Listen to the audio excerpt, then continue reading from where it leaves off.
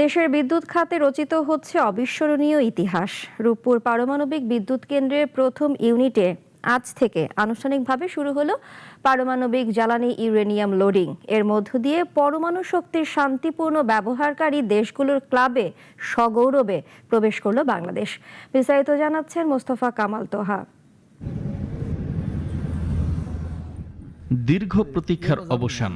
রূপপুর পারমাণবিক বিদ্যুৎ কেন্দ্রে জ্বালানি লোডিং শুরু হলো আজ দুপুরে। প্রথম ইউনিটের রিঅ্যাক্টরে ইউরেনিয়াম লোডিং বা ফিজিক্যাল স্টার্টআপের মাধ্যমে প্রাণ পেল দেশের প্রথম পারমাণবিক বিদ্যুৎ কেন্দ্র।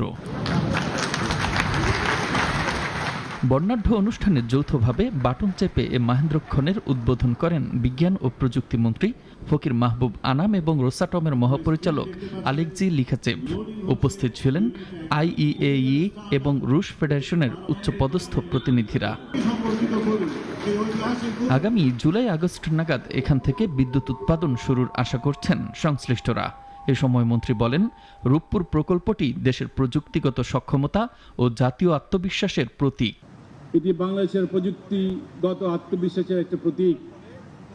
এটি আমাদের তরুণ প্রজন্মকে নতুন স্বপ্ন দেখিয়েছে, নতুন স্বপ্ন, নতুন উদ্ভাবনে উদ্বুদ্ধ হয়ে এবং প্রমাণ করবে যে বাংলাদেশ বড় লক্ষ্য নির্ধারণ করতে, তা অর্জন করতে সক্ষম।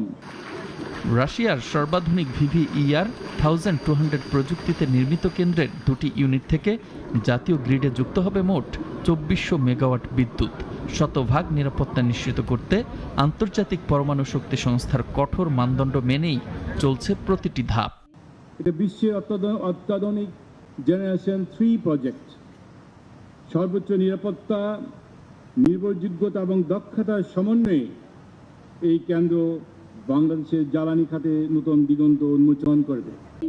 প্রথম ইউনিটের এই মাইলফলকের পাশাপাশি দ্রুত গতিতে এগোচ্ছে দ্বিতীয় ইউনিটের কাজও। লক্ষ্য, আগামী বছরের মধ্যেই সেখানেও স্টার্টআপ কার্যক্রম শুরু করা। দেশের শিল্পায়ন ও অর্থনৈতিক প্রবৃদ্ধিকে এগিয়ে নিতে রূপপুর এখন কেবল এক স্বপ্ন নয়, বরং টেকসই উন্নয়নের শক্ত ভিত রচনা। মোস্তফা কামাল তোহা, নাগরিক।